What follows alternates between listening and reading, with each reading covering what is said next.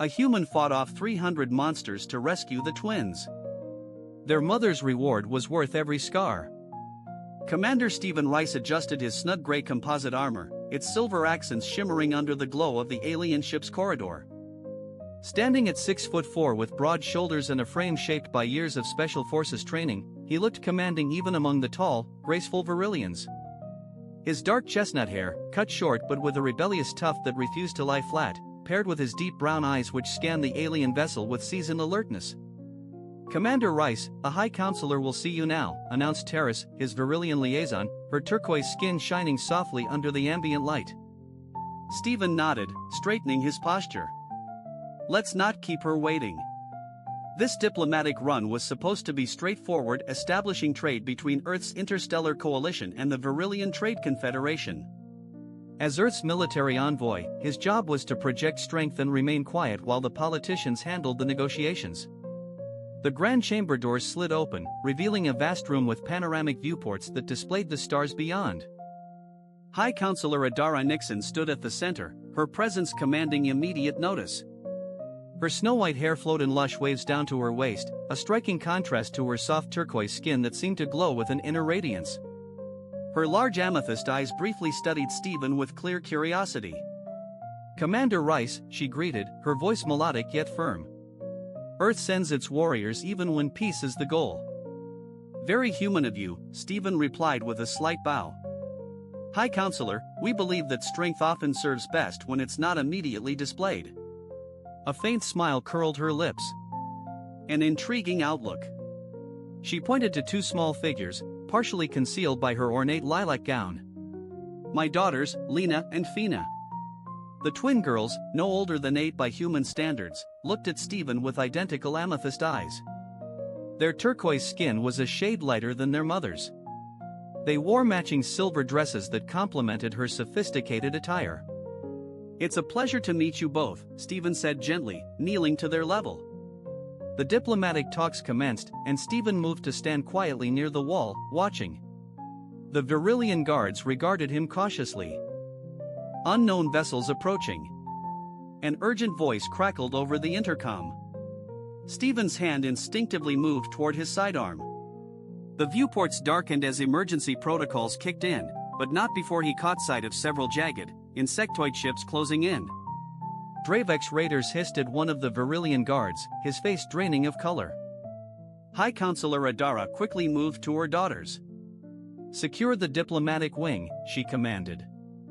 The ship shook violently as the first impact struck. Lights flickered and the chamber was plunged into darkness for a moment before emergency systems took over.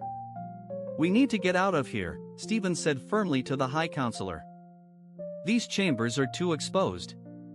Before she could reply, the far wall burst inward. Through the breach, a swarm of chitinous creatures with multiple limbs and clicking mandibles spilled in Dravex boarding parties. Chaos erupted. The Virillion guards formed a protective circle around their High Counselor, but they were quickly overwhelmed. Stephen drew his pulse pistol and fired, taking down 3 raiders with carefully aimed shots to what he hoped were vital spots. Commander Adara shouted, her voice calm despite the chaos around her. The escape pods were on Deck 7. Stephen pushed through to reach her, but another blast separated them. Through the smoke and debris, he spotted the twins, hunched together and terrified, right in the path of the advancing raiders. Without hesitating, he charged ahead, firing as he moved. Reaching the girls, he scooped them up, one under each arm. "Hold on tight," he ordered, scanning for an escape route blocked by falling debris. The closest alternative was a maintenance shaft. Kicking open the panel, he pushed the twins inside and followed, sealing the hatch behind them just as claws scraped against the outside. "Your mother said the escape pods are on Deck 7, he told the wide-eyed twins. "Can you show me the way?"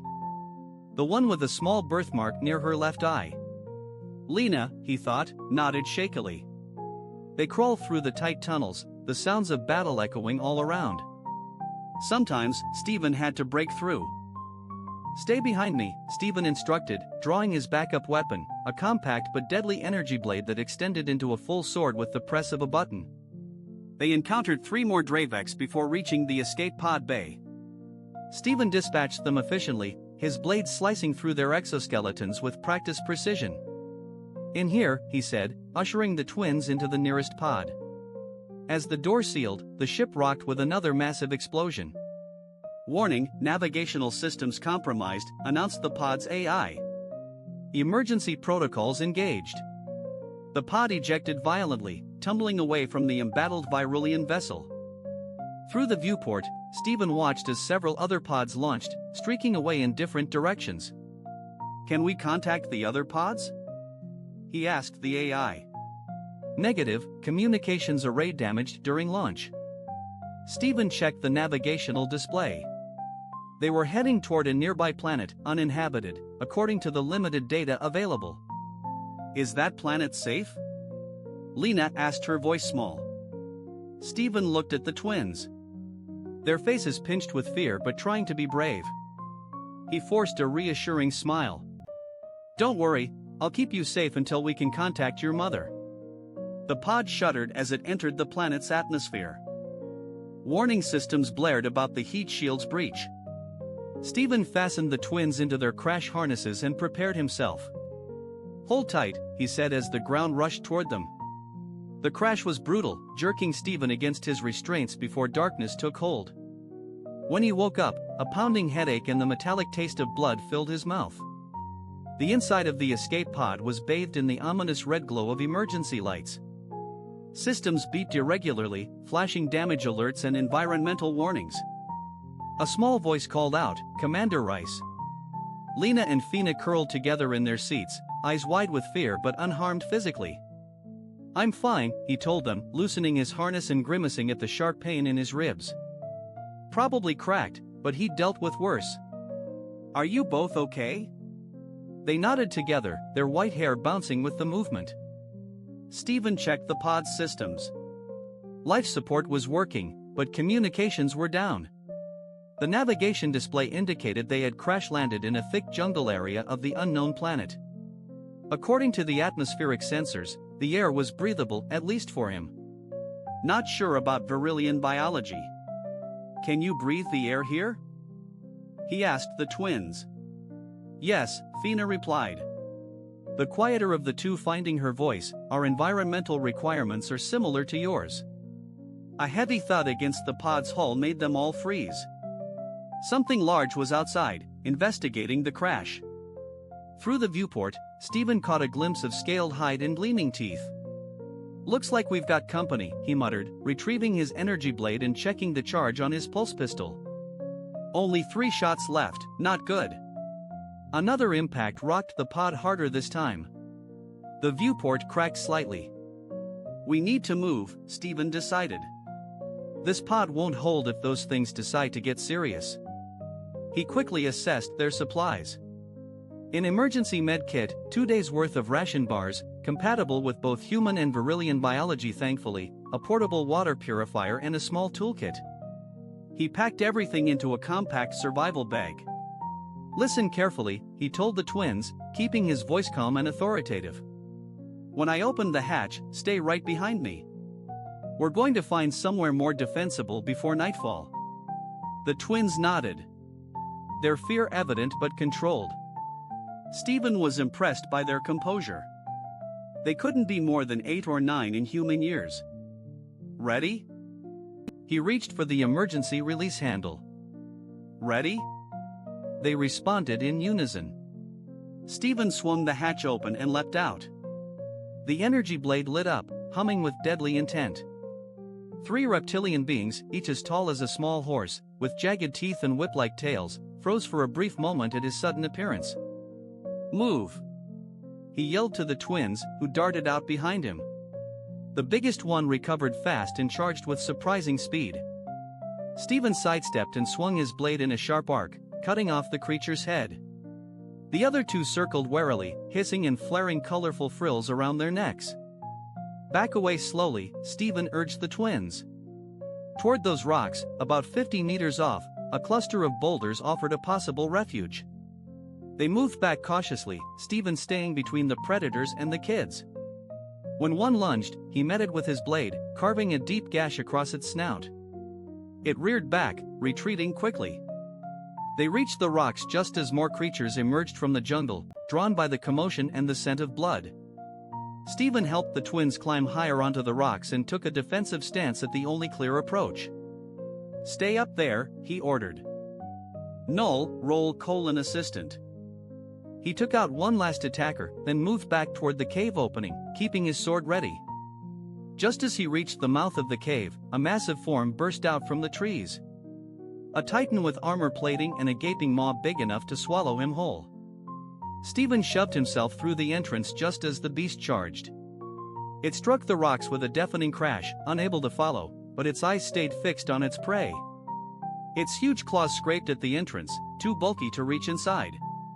Inside the cave, the twins had found a small nook away from the entrance. Stephen slumped against the wall opposite them, finally feeling the full weight of his injuries.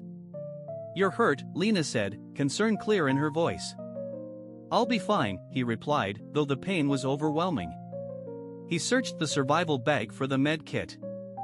"Just need to patch myself up." "Let us help," Fina offered, grabbing the kit from him. "Mother taught us some basic healing." As the twins carefully treated his wounds, Stephen kept his eyes on the cave's mouth, where creatures prowled and snarled. "Will they go away?" Lena asked, cleaning the cuts on his arm with healing gel. Finally, Stephen responded once they realized they couldn't reach us. "You killed so many," Fina whispered softly. "I've never seen anyone fight like that." Stephen managed a weary smile. "Just doing my job, keeping you safe until help arrives." Lena asked quietly, "Do you think Mother made it?" Stephen regarded her thoughtfully. "Your mother strikes me as a survivor," he replied confidently. "I'm sure she's searching for you now." Just then, a distant sound drew their attention, not the growl of predators, but the distinctive hum of engines. Stephen's eyes lit up. "That could be a rescue ship," he said, hope flickering within him. Fina hesitated. "Or more Drevex," she warned. Stephen nodded grimly. "We'll stay here until morning. If it's rescue, they'll use scanners to find the pod. If it's Drevex..." He left the thought unspoken but clenched his grip around his energy blade tighter. Having fought off the planet's beasts, he was ready to defend against the Drevex if needed. As darkness fell, the twins eventually dozed off, curled together for warmth. Stephen stayed alert, blade in hand, determined nothing would hurt these children on his watch. Dawn came over the alien terrain, casting faint light through the cave entrance. Stephen hadn't slept, keeping watch all night. The twins had curled up together, finding comfort and rest despite the occasional distant roars outside. As the first morning light seeped further into the cave, Stephen heard a new sound, the unmistakable whine of repulsor engines, much closer than before. He gently shook the twins awake. "Someone's landed nearby," he whispered, "stay quiet until we figure out who it is." They nodded instantly, wide-eyed. Stephen moved to the cave entrance, his energy blade in hand. The jungle had gone unnaturally quiet, probably the predators retreating from the mechanical intruder. Through the narrow gap, he saw armored figures moving through the underbrush, their sleek, iridescent armor, their Virillion design, shining in the dim light. Leading them was a figure that made his breath catch. High Counselor Adara Nixie, herself, her white hair neatly braided, wearing combat armor that somehow highlighted her curves instead of hiding them. "Virillion Rescue Team," he announced to the twins, who immediately scrambled toward the entrance. "Mother," they called out in unison, their voices echoing through the jungle. Adara's gaze darted toward the cave, her amethyst eyes widening in surprise. "Lena, Fina," she shot into a run, her guards scrambling to keep up. Stephen stepped aside as the twins burst out and into their mother's arms. Adara sank to her knees, clutching her daughters tightly, her usual composure slipping in the joy of reunion. "My precious stars," she whispered, pressing her forehead to theirs in what Stephen recognized as a traditional Virillion display of family love. "I feared I'd lost you." Lena pointed back at the cave, saying, "Commander Rice protected us." Adara looked up, meeting Stephen's eyes for the first time since they'd been separated. An unspoken exchange passed between them, relief, gratitude, and something deeper that Stephen couldn't quite define. "Commander," she said, rising elegantly, "I owe you more than I can repay." Stephen stepped fully into the sunlight, aware of his improved appearance. Dried blood crusted his armor, and the bandages the twins had wrapped around him had soaked through in spots. "Just doing my job, High Counselor," he replied with a slight smile, though a hot meal at a med station wouldn't be turned down. Her eyes narrowed as she surveyed his injuries. "You're hurt." "Nothing serious," he reassured her, though his body protested otherwise. "Your daughters are surprisingly adept medics." Adara stepped closer, her movements smooth despite the armor. She reached out, her turquoise fingers lightly tracing a cut on his cheek that he'd overlooked. "The Nixian house don't forget debts, Commander Rice," she said softly, "especially those paid in blood." Her piercing gaze made his heart race, and up close, he could see streaks of silver in her amethyst eyes, like stars in an alien sky. One of her guards cleared his throat. "High Counselor, we need to move fast. Our stealth won't hide us for long." Adara nodded, but her eyes stayed on Stephen a moment longer. "Yes, Captain Thorne, get ready to leave immediately." As they moved through the jungle toward the Virillion shuttle, Stephen saw the ground was strewn with the carcasses of predators, the result of his handiwork from the day before. "By the eternal stars," Captain Thorne muttered, "counting the bodies, you killed all these creatures, human." "They were trying to hunt your princesses," Stephen said, shrugging. "I took offense at that." Adara glanced back at him, her face unreadable. "How many?" Stephen hadn't kept track. 30, 40, he lost count after the first wave. The Virillion guards exchanged stunned looks. Adara's lips curled into a slight smile. "Impressive," she said simply. The shuttle was sleek and elegant, its hull shimmering with the same iridescent quality as Virillion's skin. Inside, Stephen was led to a medical bay, where automated systems began tending to his wounds. Adara joined him after making sure her daughters were settled. She'd taken off her outer armor, revealing a tight-fitting suit that left little to the imagination. "The attack wasn't a random raid," she said without warming up to him, leaning against the doorframe. "It was an assassination attempt aimed at my family." Stephen winced as a medical drone sealed a deep cut on his shoulder. "Dravex usually don't take contracts, raiders, not killers." "Someone paid them a lot," Adara replied, her voice hardening, "and I plan to find out who." "Political enemies?" She moved closer, inspecting the drone's work. "As head of the Nixon Trade House and a member of the High Council, I've made plenty." The medical drone completed its task and withdrew. Stephen rolled his shoulder, testing the repair flawless as expected from advanced Virillion technology.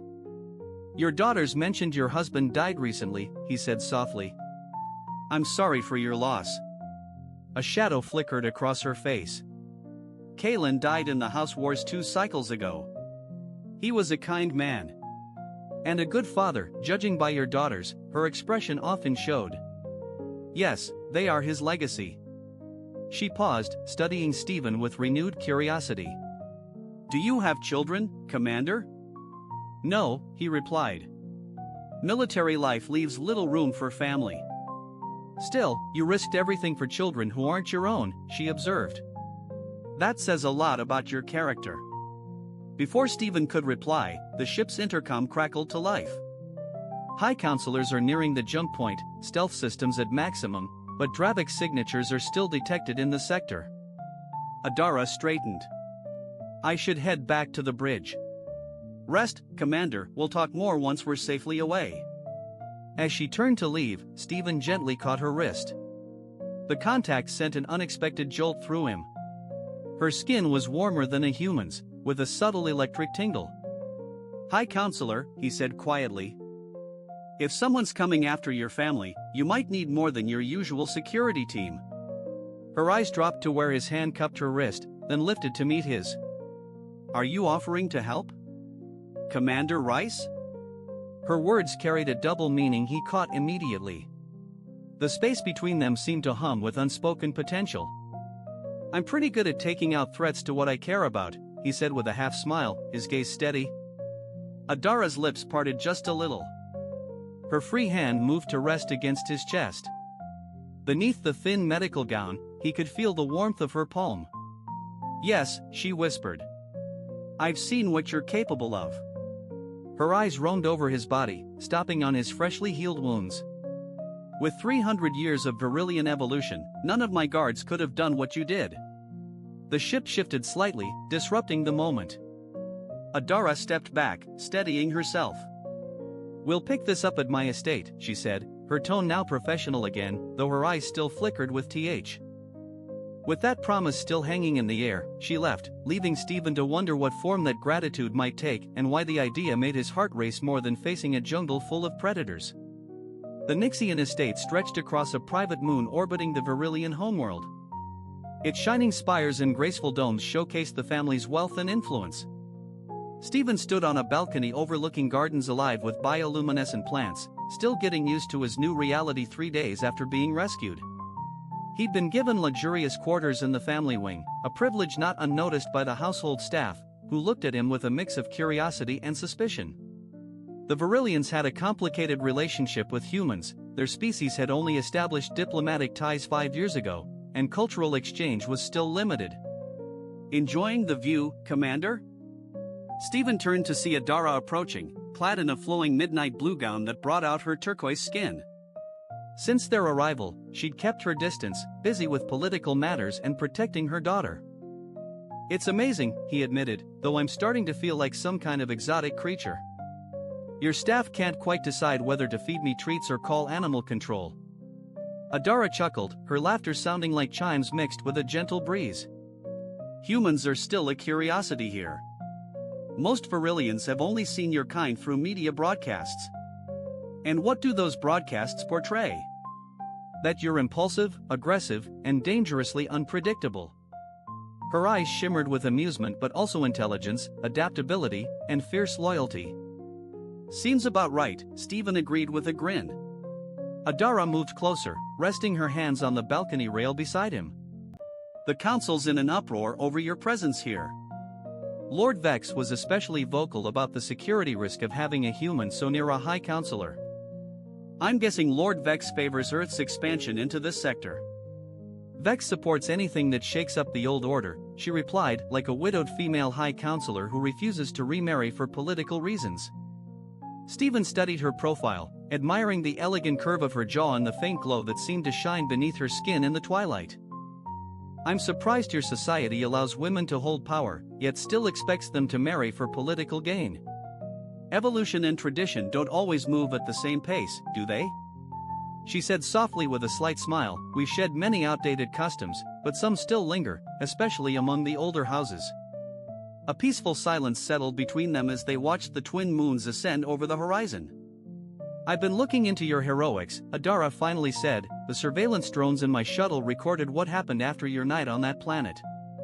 You didn't just take down 30 or 40 predators, Stephen." He raised an eyebrow at her use of his first name. "No. You exterminated 178. Her eyes met his, sharp and filled with something that made his heartbeat quicken.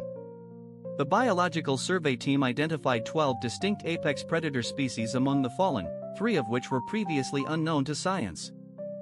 Stephen winced slightly. "I was motivated," he admitted. Adara turned to face him fully. "In Virillion culture, there's a sacred tradition dating back to our pre-space days. When someone saves a life, especially a child's, it creates a bond that surpasses ordinary social agreements. We call it the Thalion, the life debt." "It sounds serious." "It is," her voice softened. "You saved not just one child, but 2. My daughters, my legacy. By our oldest laws, I owe you a debt that can't be measured in wealth or favors." Stephen shifted, suddenly aware of how close they were standing. "I didn't do it expecting anything back, which only makes the obligation heavier." Adara moved a step closer, closing the space between them. "The traditional way to repay such a debt is through the Thalion bond ritual. It would make you an official member of House Nixon, with all the rights and protections that come with it." "I'm not sure Earth's diplomats would approve of me joining an alien noble house," Stephen said, though he found himself more curious than hesitant. "They've already agreed," Adara replied with a slight smile. "I spoke with your ambassador Holden this morning. He seemed quite eager to deepen human-Virillion relations through such a personal bond." Stephen couldn't stop himself from laughing. I bet he was. Holden's been trying for years to get a human into Virillion nobility. There's something else you should know, Adara continued, her tone turning more serious. The Thalian bond isn't just political, it's personal. The way she emphasized that word made a shiver run down Stephen's spine. Personal. In ancient times, when a warrior saved a family member, it was seen as a sign of their genetic worthiness. Her fingers traced a lazy pattern on his forearm. The bond was forged through a physical union, ensuring the protector's strength would be inherited by future generations.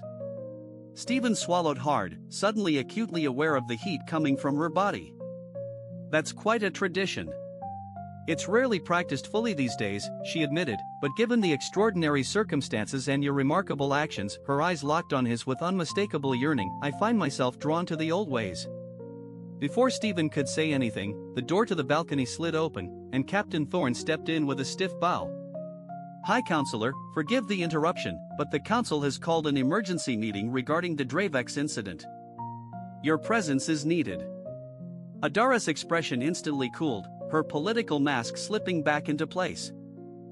Very well, Captain. Get my shuttle ready. As Thorne backed away, Adara turned to Stephen again. Think over my proposal, Commander. The ritual will happen during the Ascension Festival, in 3 days. She leaned closer, her lips brushing his ear. And remember, while politics requires the bond, my interest in it is purely personal. With that tempting hint, she left, leaving Stephen to ponder a future far different from what he'd envisioned when he took this diplomatic role. Later that evening, as Stephen dined with the twins in their private garden, he was swamped with questions about Earth and human customs. Is it true humans only live for 100 years? Lena asked, eyes bright with curiosity. If we're lucky, Stephen replied, amused by their eagerness. That's so short, Fina said. Virillions live for 500 years or more. Mother says you're going to become our Thalian guardian, Lena added, switching topics with that innocent directness. Does that mean you'll stay with us forever? Stephen almost choked on his drink. Your mother talked about this with you? The twins nodded together. She said you'd be part of our house through the sacred ritual. Fina explained that you'd be our protector and family. And that we should call you Stephen instead of Commander Rice, Lena added. Stephen set down his glass, moved by their enthusiasm. Would you like that? Having me around? Yes, they answered without hesitation. You make Mother smile, Fina said innocently, like a child. She hasn't smiled like that since Father died. That simple remark made Stephen pause. He hadn't thought about how his presence might be affecting Adara beyond the political and physical attraction. The idea that he might be helping her heal from her loss added a new layer to their connection he hadn't expected. As the twins kept firing questions about Earth customs and human biology, Stephen found himself warming to the idea of the Thalian bond. Not just for the political edge or Adara's personal wish, but for the chance to belong somewhere real, to be part of a family, to find a purpose beyond just the next mission. By the time he saw the twins back to their chambers, his decision was clear. The day before the Ascension Festival, Stephen found himself wandering the estate's private archives, a vast room filled with holographic data crystals and old paper tomes. He'd asked for access, claiming he wanted to learn more about Virillion culture before the bonding ceremony. But honestly, something had been bothering him since his talk with Captain Thorne that morning. Thorne had mentioned, in a tone uncharacteristically hesitant for the usually stoic officer, I served Lord Kalen loyally for 15 years before he died. Stephen had responded, Adara said he died in the House Wars, that's the official record. Thorne looked around cautiously before continuing, there are irregularities in the medical reports. Irregularities that High Counselor Adara has classified at the highest level. Now, Stephen was digging through historical records of the House Wars, searching for anything that might back up Thorne's suspicions. The conflict had been fierce but short-lived, a territorial dispute between 5 noble houses that spiraled into open war before the High Council stepped in. Lord Kalen Nexian led his house's forces in person, dying bravely in the final battle against Housefax, at least, that's the official story. Finding everything he needed, Commander? Stephen turned around to see Merrick, Adara's chief advisor, watching him with thinly veiled suspicion. The older Virillion man had made his disapproval of Stephen's presence in the household pretty clear. "Just brushing up on some history," Stephen said casually, "don't want to embarrass myself with a High Counselor tomorrow." Merrick's eyes darkened. "The Thalian bond is sacred to our people, Commander. It's not a political tool to be used by outsiders." "I have nothing but respect for your traditions," Stephen assured him, keeping his voice diplomatic despite the clear hostility. "See that you do." Merrick turned to leave, then hesitated.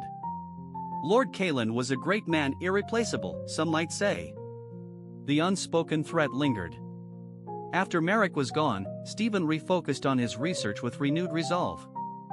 3 hours later, he found what he'd been searching for. A sealed medical file that his diplomatic override codes could just barely access.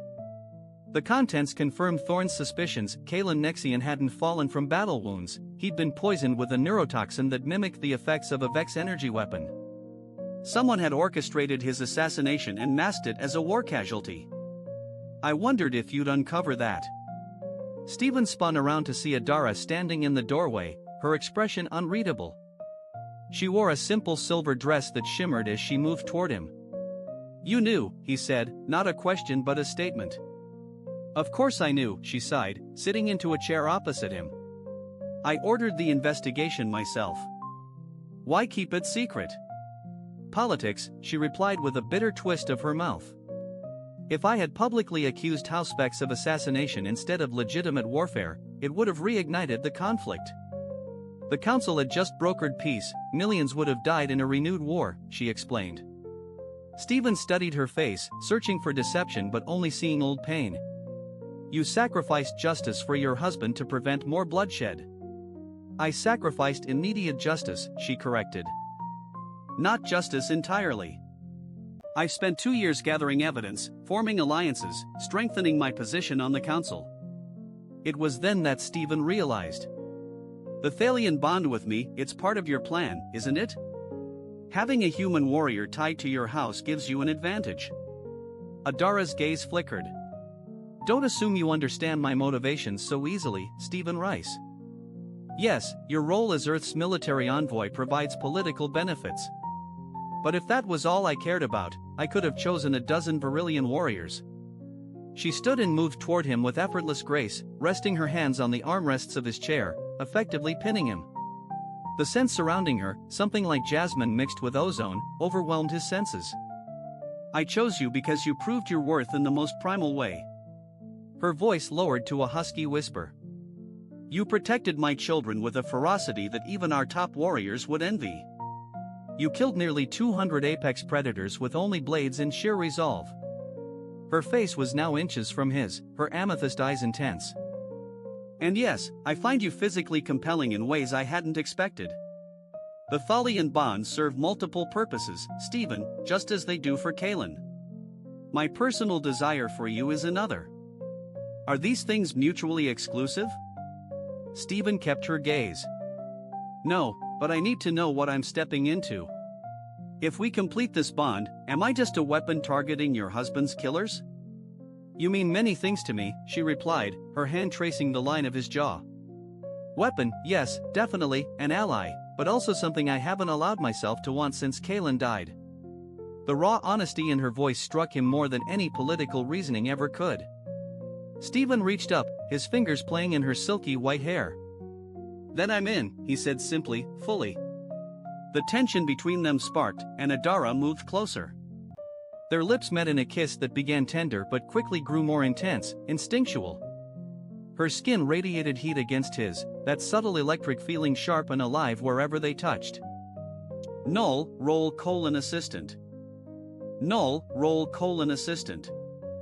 His blade sliced through the attacker's weapon, then through the armor beneath it. The final assailant grabbed Lena, using her as a shield. "Stand down or the child dies." Stephen froze, calculating angles and timing. The attacker's helmet concealed their face, but the voice was distinctly Virillion. "Housevex sends its regards, Adara," the attacker sneered. "Your human pet can't save you or your spawn." Stephen caught Lena's eye and gave an almost imperceptible nod. The girl remarkably understood. She went completely limp, dropping her weight suddenly. As the attacker adjusted their grip, Stephen threw his blade with perfect precision. It spun through the air and embedded itself in the narrow gap between the attacker's helmet and chestplate. As the attacker fell, Stephen rushed forward to catch Lena before she hit the ground. "Are you hurt?" he asked, checking her for injuries. "No," she replied, her voice steady despite the trauma. "I knew you'd save us." Fina ran to her mother, who embraced her fiercely while keeping her weapon trained on the doorway. "We need to move," Stephen said, lifting Lena into his arms. That was only the beginning. As if confirming his words, a deafening blast shook the far side of the estate. The Festival of Ascension had to be put on hold. The fight for House Nixon's survival had begun. "This way," Adara directed, leading them through a concealed tunnel behind an ornamental fountain. The panel slid shut behind them just as more blasts rocked the estate. Stephen carried Lena while Adara guided Fina. Both children remained remarkably calm despite the chaos. The tunnel slope was steep, lit by bioluminescent strips that flickered on as they passed. "Where are we headed?" Stephen asked, ducking under a low conduit. "The ancestral bunker," Adara replied. "It dates back to the pre-unification wars and is reinforced to survive orbital strikes." They stepped into a larger chamber where Captain Thorne was waiting with 4 guards, all bearing signs of recent battle. High Counselor Thorne saluted. "The situation's getting worse. House of X forces have broken through the inner perimeter, and we've pinpointed Lord Vex himself leading the charge." "Casualties?" Adara asked, her voice calm despite the chaos. 12 of our guards are confirmed dead. Many more are wounded. Household staff have been moved to the secondary shelters." Stephen gently set Lena down but kept her close. "What's Vex aiming for? Assassination or takeover?" "Both, I believe," Thorne answered with a grim tone. With the High Counselor and her entourage gone, Vex could stake a claim on the estate by ancient right of conquest. "Not while I'm alive," Stephen said simply. Thorne looked at him with newfound respect. "The human's fighting skill is remarkable. I reviewed the security footage from the Garden Pavilion, 3 top Vex assassins taken out in less than 12 seconds. Adara's lips formed a cold smile, and that was just a warm-up. She turned to Stephen. "The bunker is 2 levels below. Thorne and his men will escort the twins." "And us?" Stephen asked, already guessing her answer. "We're going to meet Lord Vex properly." Her eyes sparkled with icy fury. "He arrived expecting to find a defenseless widow and her children. Let's show him what happens when you threaten someone's chosen family." The twins clung to Stephen before heading out with Thorne. "You'll come back?" Lena asked softly, her small hand gripping his with surprising strength. "Count on it," he promised, squeezing gently. "Keep your sister safe until I return." Once the children were out of harm's way, Adara led Stephen through a hidden passage to an armory. She swapped her formal attire for combat armor that hugged her curves and offered real protection. "That's quite a look," Stephen said as he picked out his weapons, a new energy blade and a Virillion pulse rifle modified for a human grip. "We're a warrior culture behind this polished exterior," she replied, checking the charge on a sleek pistol. "My diplomatic robes conceal more than they show." Stephen shot her a pointed look that made her turquoise skin darken slightly. "Stay focused, Commander," she teased, eyes twinkling.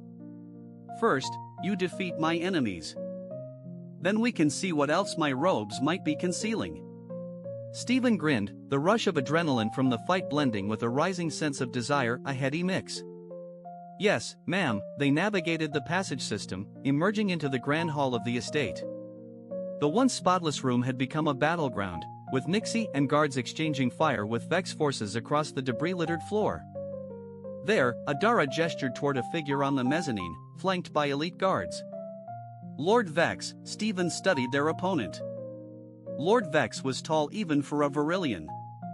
His midnight blue skin and silver haircut in a strict military style, he wore elaborate battle armor that prioritized status over practicality. Stephen noted a weakness. "I count 12 guards with him." another 20 scattered around the hall. Stephen analyzed the situation. Odds. Poor, Adara replied with a predatory grin. They moved with synchronized precision, using the chaos of the fight as cover. Null, roll : assistant. 3 guards collapsed before they could even lift their weapons. 2 more fired blindly, their shots missing as Stephen rolled and quickly closed the gap inside their guard. His energy blade sliced through expensive armor as if it were paper. Adara was just as lethal. Her movements were elegant yet deadly as she dismantled threats with cold efficiency. In a burst of violence, they reached the mezzanine, leaving Vex's elite guard in ruins. Impossible, Vex gasped, retreating as Stephen moved toward him. No single warrior could. I've killed nearly 200 predators to protect her children, Stephen said steadily. What made you think I'd do any less? Vex drew his ceremonial sword, a real metal blade, Stephen noticed with surprise. Our duel will be remembered in house history for generations, Vex proclaimed.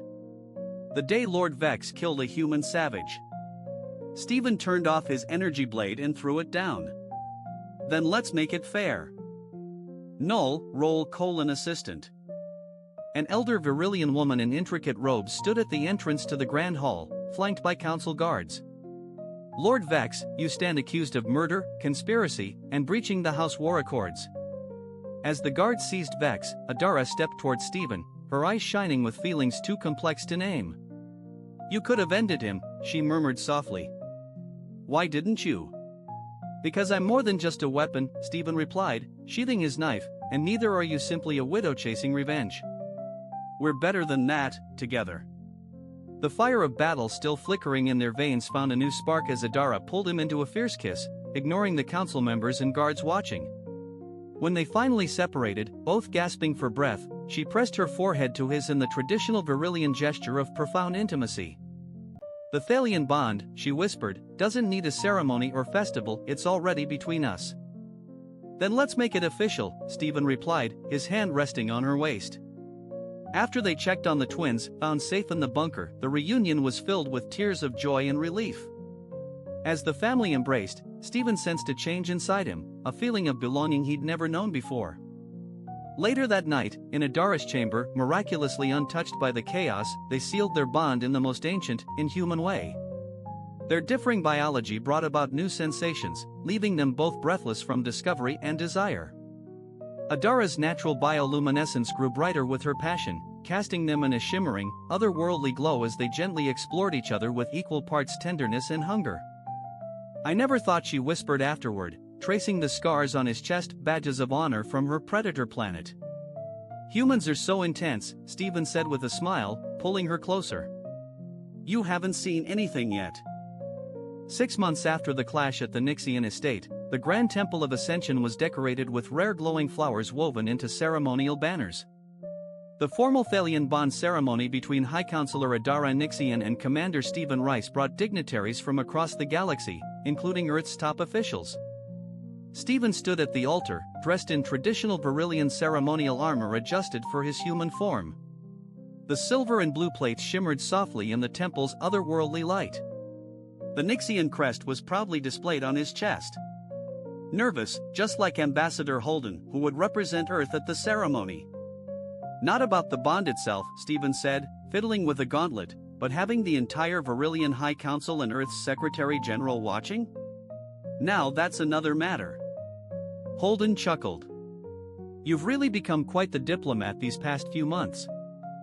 The trade agreements you've helped broker have unlocked more opportunities for humanity than years of official negotiations. Stephen nodded, though diplomacy hadn't been his primary focus when he first met Adara. Their relationship had grown from hesitant allies to passionate lovers and finally true partners, surpassing both human and Virillion expectations. The ceremonial horn sounded, announcing Adara's arrival. The gathered guests rose as she entered, luminous in a gown that seemed spun from starlight itself. Her white hair gleamed with jewels that sparkled with each graceful stride. Yet it was the faint curve of her abdomen, just visible beneath the flowing fabric, that caught Stephen's eye, soon to be shared with the whole galaxy. Lena and Fina led their mother down the aisle, scattering petals of rare flowers along the way. The twins had thrived under Stephen's protection. Their initial awe of the human warrior gradually transformed into genuine affection. They now privately called him father, a title that unexpectedly filled him with pride. As Adara approached the altar, a high priestess began the ancient ritual, speaking of bonds forged in battle and sealed with blood. Stephen and Adara shared the traditional vows, their hands joined by a silk cord embedded with bioluminescent particles that reacted to their touch, glowing brighter as the ceremony went on. The Thalian bond goes beyond simple political alliance, the priestess proclaimed. It unites not just two individuals, but two bloodlines, two legacies, two futures.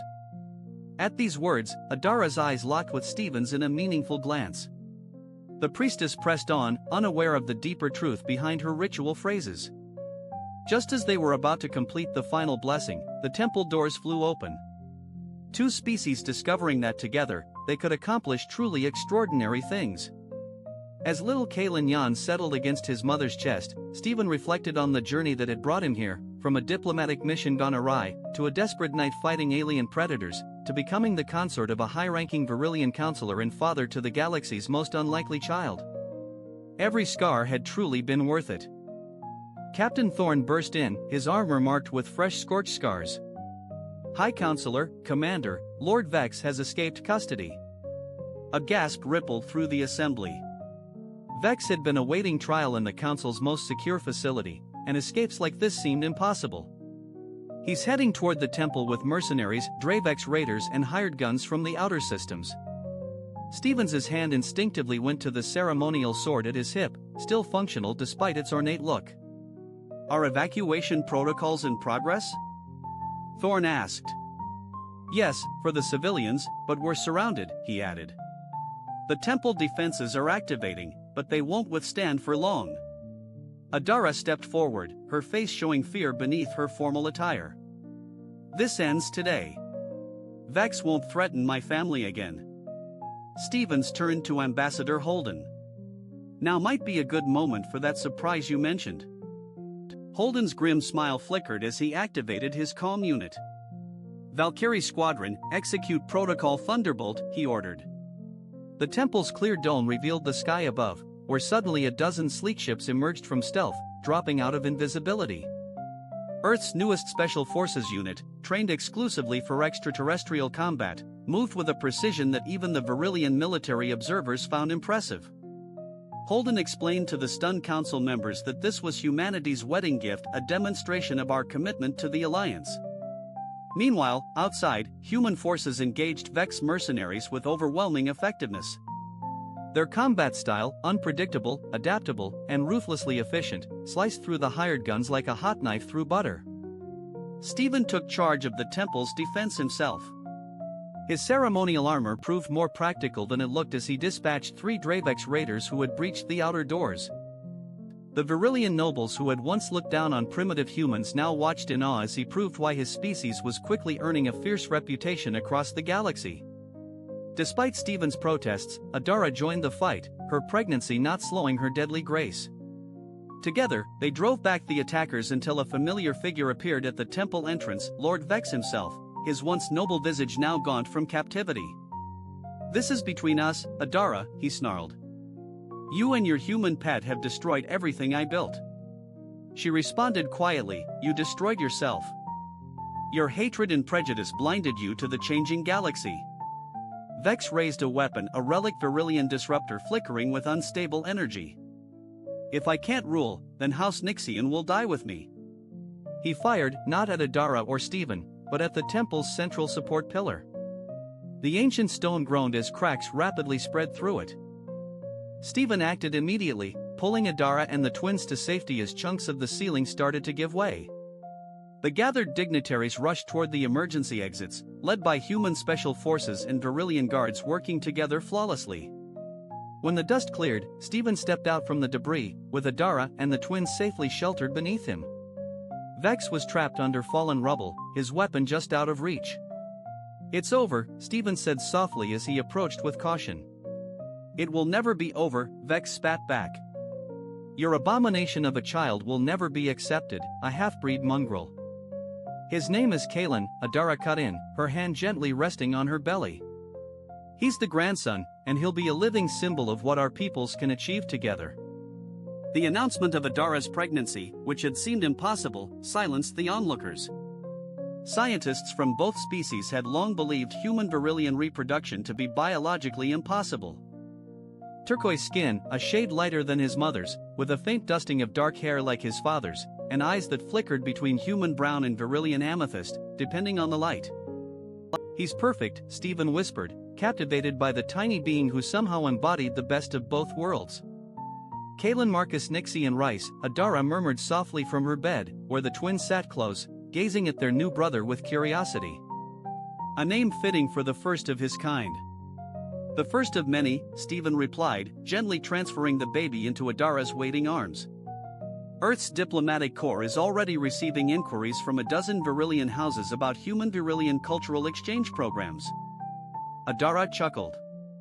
"Is that what they're calling it now? Seems like we've started a trend." Stephen sat beside her, wrapping an arm around his family, his reward for every scar, every battle, every dangerous moment. Outside the chamber windows, the estate gardens blossomed with new life, while in orbit, the combined fleet of Earth and House Nixie stood as a symbol of their unprecedented alliance. The stars themselves seemed to shine brighter on this new beginning, not just for a family but for